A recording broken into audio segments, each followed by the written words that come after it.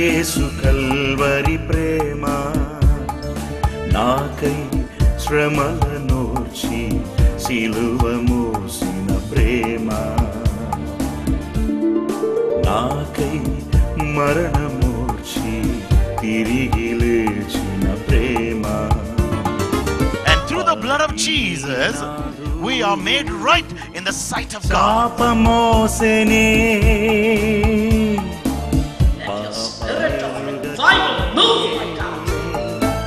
పాపమాయే జీవమారుతుంది. Come, Holy Spirit, renew, revive. నా యేసయ్య రుధిరం Calvary ప్రేమ యేసు Calvary ప్రేమ. యేసయ్య నీ పాపమును క్షమించాలి. నీ వేషధారణ జీవితాన్ని తీసి పారవేయాలి. యేసయ్య రక్తము చేత నీవు శుద్ధీకరించబడాలి.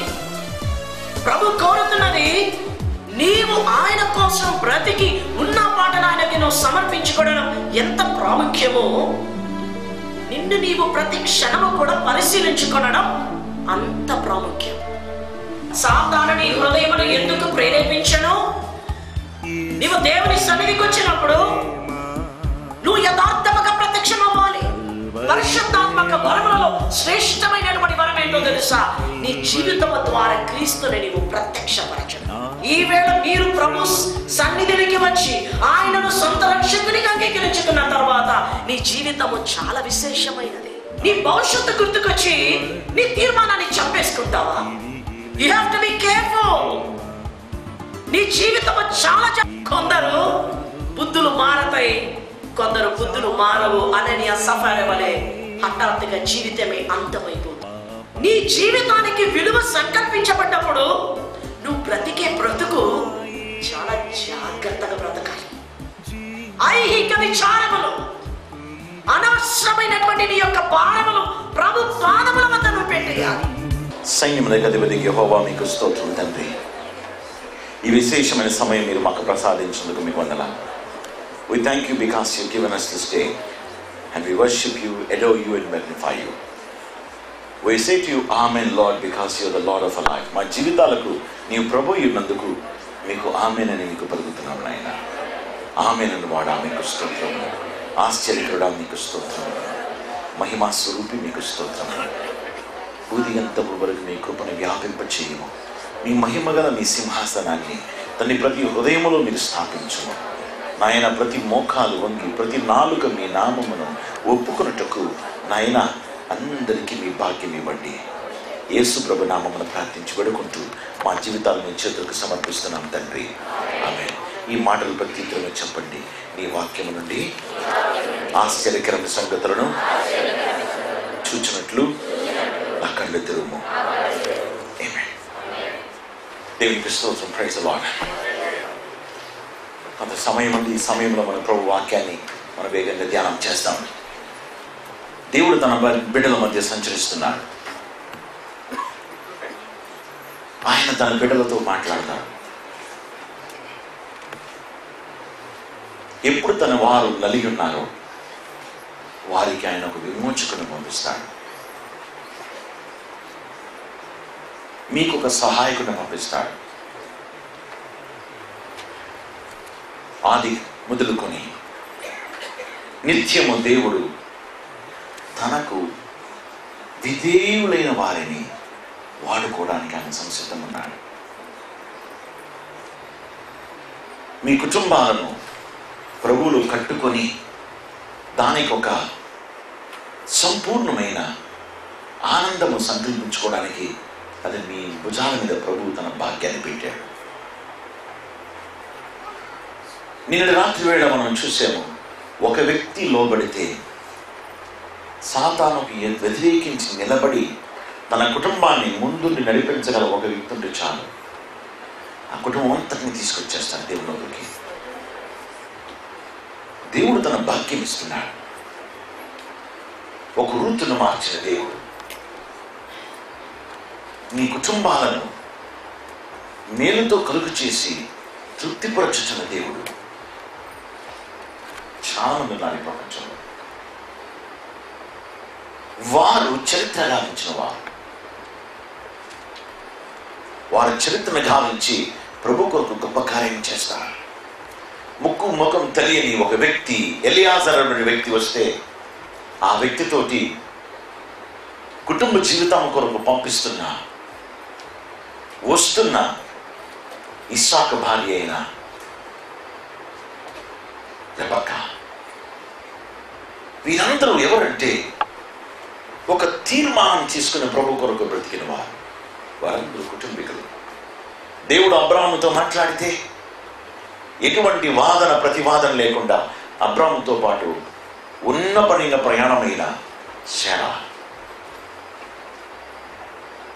గొప్ప భాగ్యము కలిగి భాగ్యాన్ని పోగొట్టుకున్న హాగర్, నీ చేతులు పెట్టబడ్డ ఆశీర్వాదం అది ఎటువంటిదంటే క్రింద పడితే పగిలిపోయే వలె ఉంటుంది. క్రింద పడకుండా పట్టుకోవాలి. You have tried so much to work hard and to bring salvation into your house. నీ ఇంట్లో రక్షణ కొరకు ఇంత దూరం కృషి చేశావు, అది ఊరక పోకూడదు. అది ఇద్దరు వ్యక్తులు నీ ముందర పెట్టాలి. ఒకరు పరలోక సంబంధి, ఒకరోజు తయారైన పరలోక సంబంధి కాదు. ఇంకొకరు ప్రకృతి సంబంధి, ద వెరీ న్యాచురల్ మ్యాన్. ఒక వ్యక్తి యొక్క జీవిత విధానం ఒక గొప్ప తరాన్ని లేవనెత్తింది. రక్షకుడు ఆ కుటుంబంలో జన్మించడానికి హేతువుగా మారింది. ఇంకొక వ్యక్తి యొక్క బుద్ధిహీనత, దేవుని యొక్క ఆశీర్వాదం ఆ ఇంటి మీద పెద్దగా కనబడలేదు.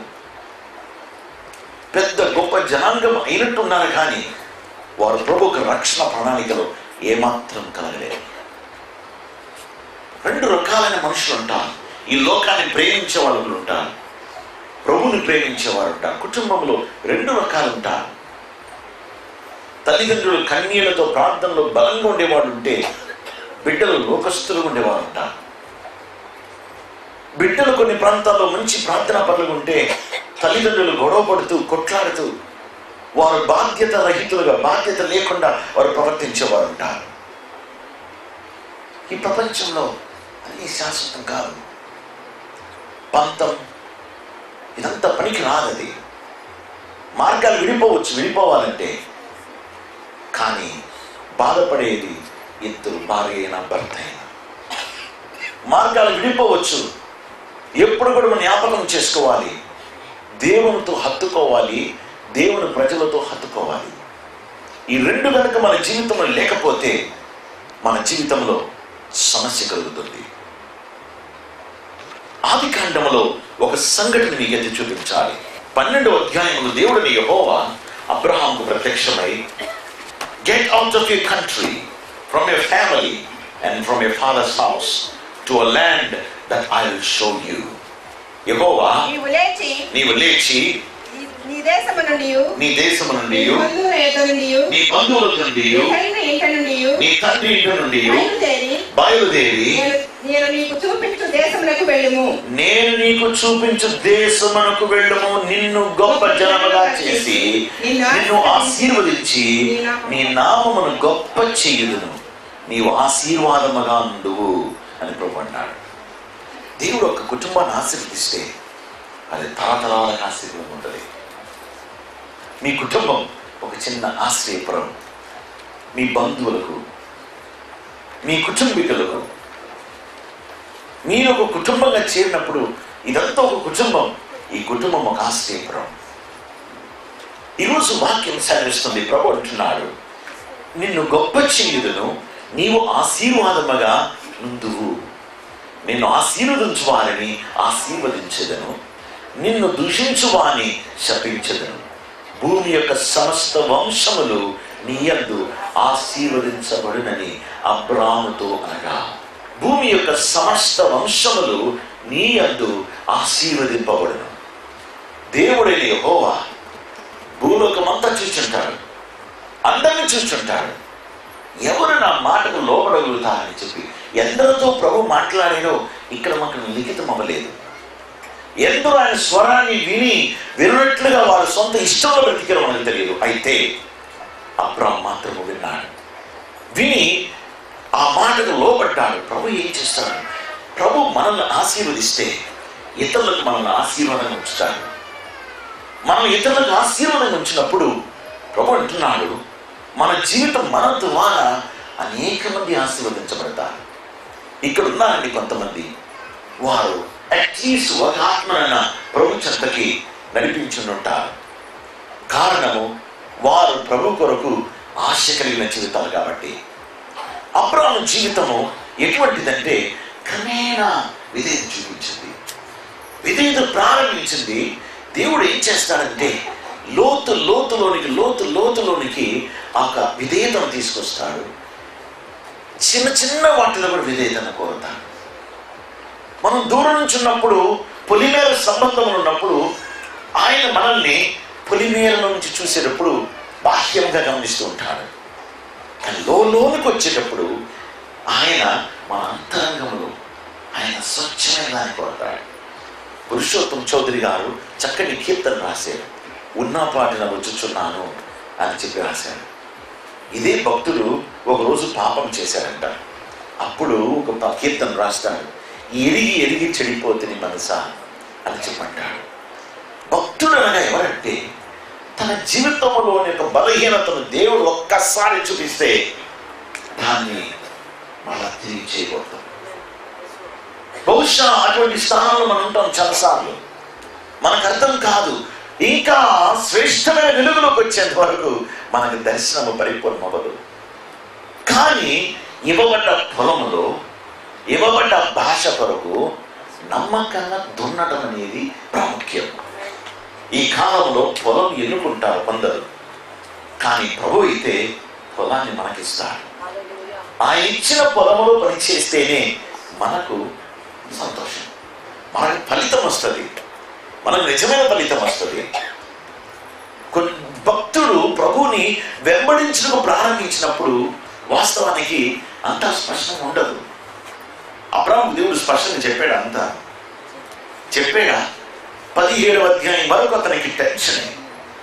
ఏంటి, ఎక్కడికి వెళ్తున్నా, సంతానం లేదే, అన్ని టెన్షన్స్ తన మనసులో కలవాలన్నది. అయితే దేవుడు ఎప్పుడు కూడా వాగ్దానం అంటే ఏంటో తెలుసా? దేవుని హృదయంలో నీ కొరకైన దేవుని యొక్క నీ భవిష్యత్తుని గురించిన ఒక మాట. It is God's plan about you for the future. Promise is a nutshell in your hands. Future in a nutshell. భవిష్యత్ అంతా కొడుకురించి ఒక చిన్న మాత్రలాగా నీకు ఇవ్వబడుతుంది. అది నువ్వు దాన్ని మింగినప్పుడు ఏమవుతుందంటే నీ రక్త ప్రసరణలో ప్రవహిస్తుంది, నీ శరీరాన్ని స్పర్శిస్తుంది, సకలము భాగములను స్పర్శిస్తుంది, ప్రతి అణువును స్పర్శిస్తుంది. తలనొప్పి అంటే ఒక మాత్ర వేసుకుంటాం, జ్వరం అంటే ఒక మాత్ర వేసుకుంటాం. ఒక భక్తుడు అంటే ఎలాంటి వాడంట, దేవుని చెంత నుంచి ఏ మాట వచ్చినా అని దాన్ని వెంబడించి వెళ్ళిపోతాడంట. ఏ మాట వచ్చినా కానీ ఒక భక్తుడు అనబడిన ఎవరంటే ఆయన ఇచ్చిన వాగ్దానం చేతబట్టుకొని నమ్మి వెళ్ళిపోవటం. అయితే ప్రారంభ దశలో అది స్పష్టంగా ఉండదు. కావాల్సిన ఏమిటంటే ఆయన నీడలో బ్రతకాలి, ఆత్మను అనుసరించి నడవాలి. Just walk in shadow. ఆయన నీడలో నడిస్తే చాలు, ఆయన యొక్క మాటకు లోబడి నడిస్తే చాలు. భక్తులు ఎలా తయారవుతారో తెలుసా? మీ ఇళ్ళలా తయారవుతారు. మీ కుటుంబంలో ఇంట్లో ఎంత పెద్ద ధైర్యం తెలుసా? డాడీ ధైర్యంగా ఒక సమస్య వస్తే ప్రార్థన చేయడానికి పోయేవారు. చాలా మంది వాపోతారు, అయ్యో ఇలాగవుతుంది అని కలవరపడతారు. పరిష్కారం మనకు దొరకదు. ఒకరోజు మొత్తం దేవుడు చెప్పేసేసి ఇదంతా చేస్తాను, 10 సంఘాలు చేస్తాను అని ఒకే రోజు చెప్పింది కాదు, వెళ్ళు అని చెప్పాడు దేవుడు. విధేయత ఒకటే కావాలి. నేను ఒంటరి వాడినే పని చేయలేనంటే పని చేయి చెప్పడానికి వీలు లేదు. నీకు సేవకులను ఇస్తాడు, నీతో పాటు జత పనివారిని ఇస్తాడు. God will give you. అదంతా ఒక్క రోజు ఉద్భవించింది కాదు. సంఘం స్థాపింపబడ్డది ఒక దర్శనంతో. అది మానవ దర్శనం కాదు, దేవుని యొక్క ప్రణాళిక, దేవుని యొక్క చిత్తం. దేవుని యొక్క చిత్తం. The cause is God's. దీనికి కారణము, దీని జరగడానికి కారణం దేవుడు. మోషేకి దేవుడు ప్రత్యక్షమయ్యాడు. నిర్గమకాండ 3వ అధ్యాయములో దేవుడైన యెహోవా మోషేకి ప్రత్యక్షమై అంటున్నాడు. మోషేకు చెప్పి 7వ వచనములో, I have surely seen the oppression of my people who are in Egypt, and I have heard their cry because of the taskmasters. 3వ అధ్యాయము, నేను ఐగుప్తులో ఉన్న నా ప్రజల బాధను నిశ్చయముగా చూచితిని. పనులలో తమ్మును కష్టపెట్టు వారిని బట్టి వారు పెట్టిన మొరను వింటిని. వారి దుఃఖములు నాకు తెలిసి ఉన్నవి. కాబట్టి ఐగుప్తీయుల చేతిలో నుండి వారిని విడిపించుటకు ఆ దేశముల నుండి విశాలమైన మంచి దేశమునకు, అనగా కనానీయులకును, హిత్తీయులకును, అమోరీయులకును, హెరిజీయులకును, హివ్వీయులకును, యెబూసీయులకును నివాస స్థలమై పాలు తేనె ప్రవహించు దేశమునకు వారిని నడిపించుటకు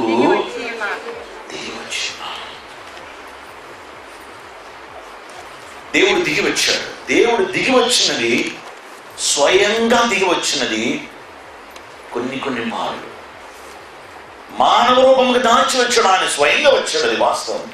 అయితే వాక్యం అంటున్నది, దేవుడని యెహోవా ఆయన తన గూడారమును క్రిందకి దించుకొని వచ్చాడు.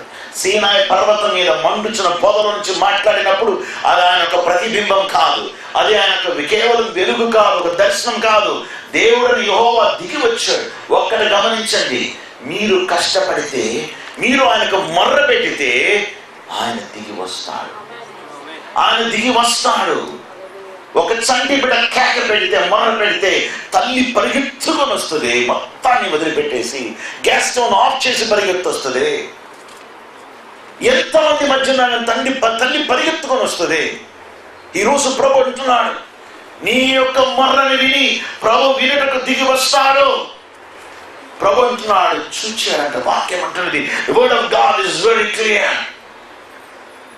ఐగుప్తులో ఉన్న నా ప్రజల బాధను నిశ్చయముగా చూచితిని. మీ బాధ చూచాడు. ఇక్కడ చాలా మంది నానా కష్టాలను అనుభవిస్తున్నారు. కొంతమందిని సొంత కూతురు కంటే ఎక్కువ చూసుకునే ఈ వాసస్తులు ఉంటే, ఈ దేశస్తులు కొంతమందికి నరక వేదన కలుగు చేస్తున్నారు. వారిని వాడి పారేస్తున్నారు, వారి జీవితాలని నలిపేస్తున్నారు. కొంతమందికి కాళ్ళు పాచిపోతున్నాయి, చేతులు పాచిపోతున్నవి, విరిగిపోతుంది, పగిలిపోతుంది.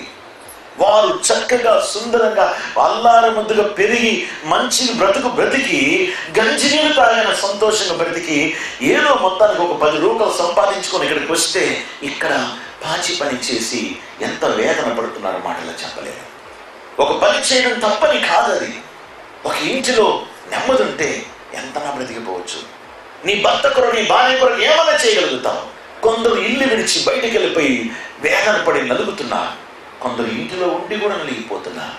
భర్త ఉండి భర్త లేక, భార్య ఉండి భార్య లేక, బిడ్డలుండి బిడ్డలు లేక, వారి వాళ్ళు చెప్పుకోలేక బ్రతుకుతున్న బిడ్డలున్నారు. ఇంట్లో ఎవరు కూడా సునిశ్చిత మనసుగా లేరు.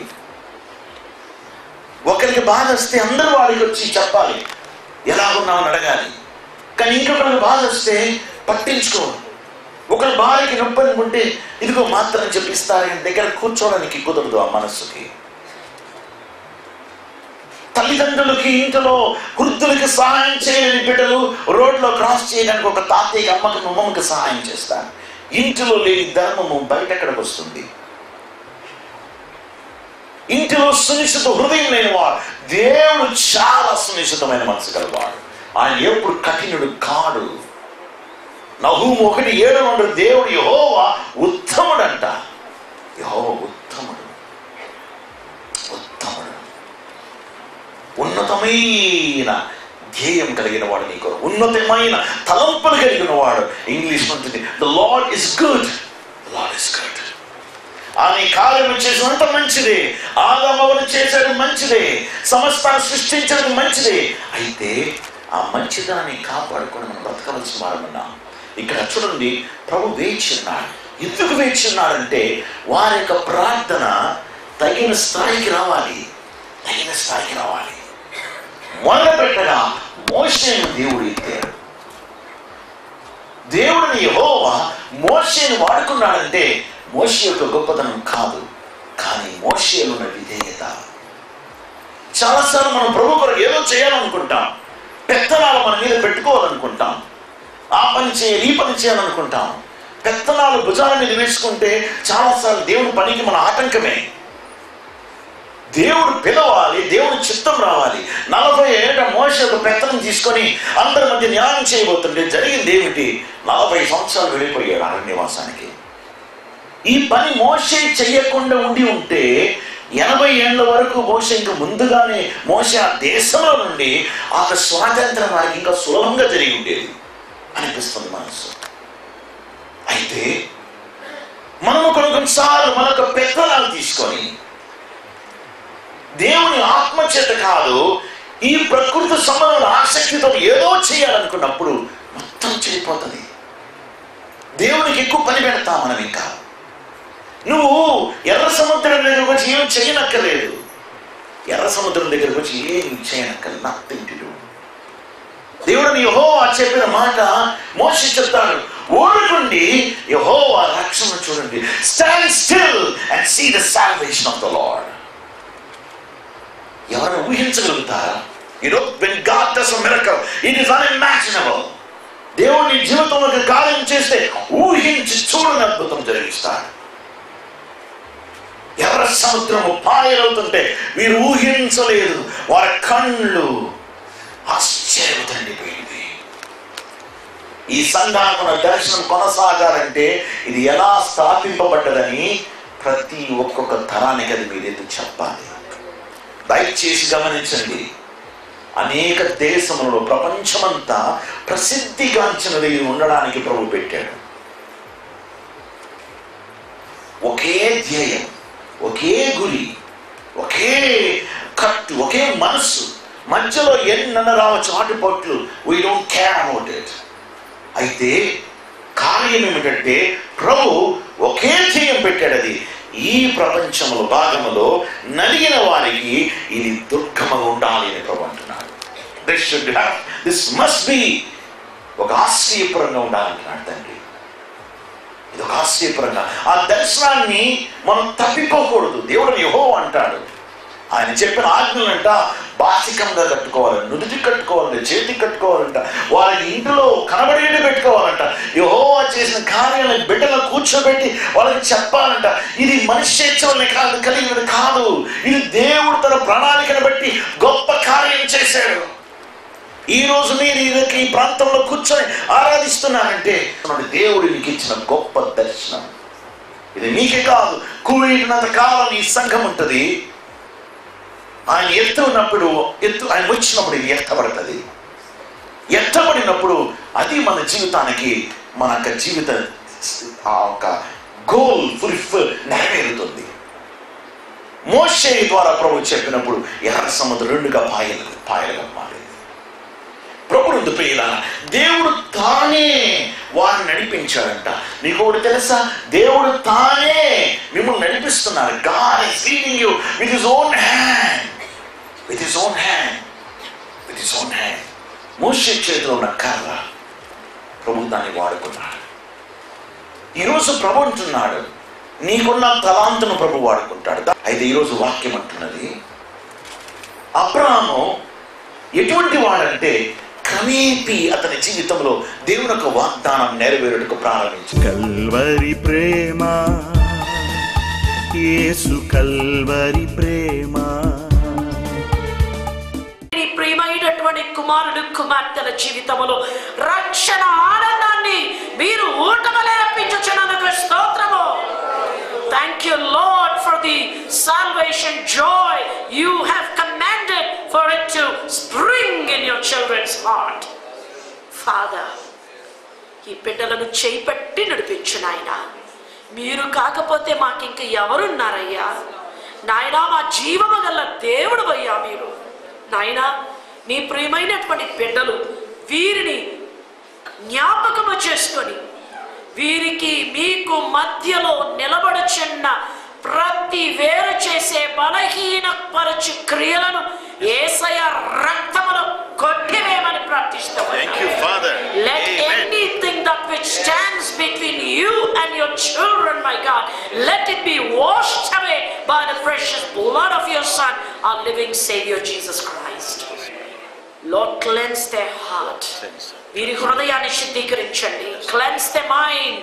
వీరి మనస్సును శుద్ధీకరించండి. Cleanse their secret life. రహస్య జీవితాన్ని శుద్ధీకరించండి. Cleanse their body. వీరి శరీరమును శుద్ధీకరించండి. Thank you, Lord. వీరి మాటలను శుద్ధి నాయనా, వీరిని నడిపించి ఆశీర్వదించండి. Touch them. Be with them. In Jesus' mighty precious name we do pray.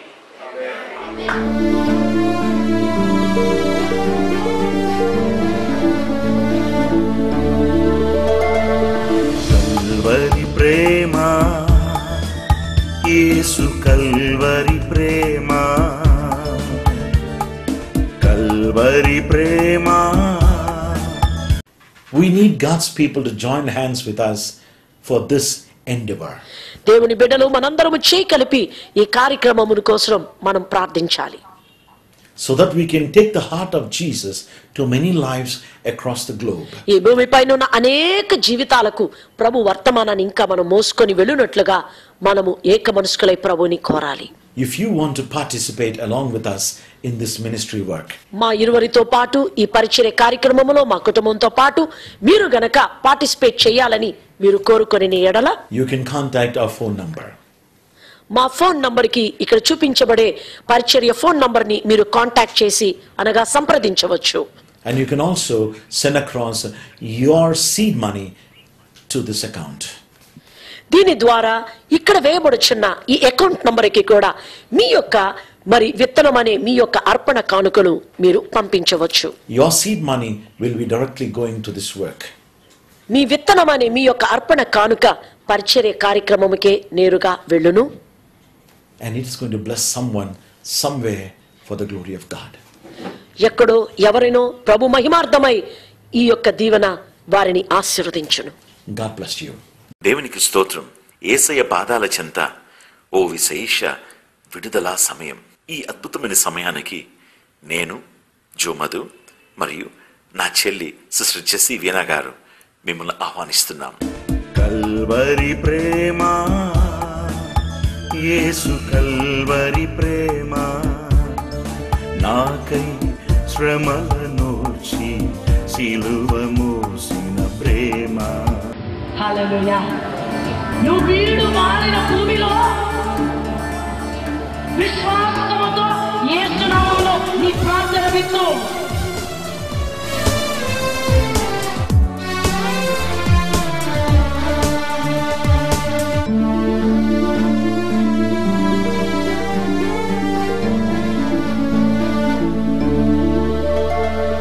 Calvary Prema, Yesu Calvary Prema,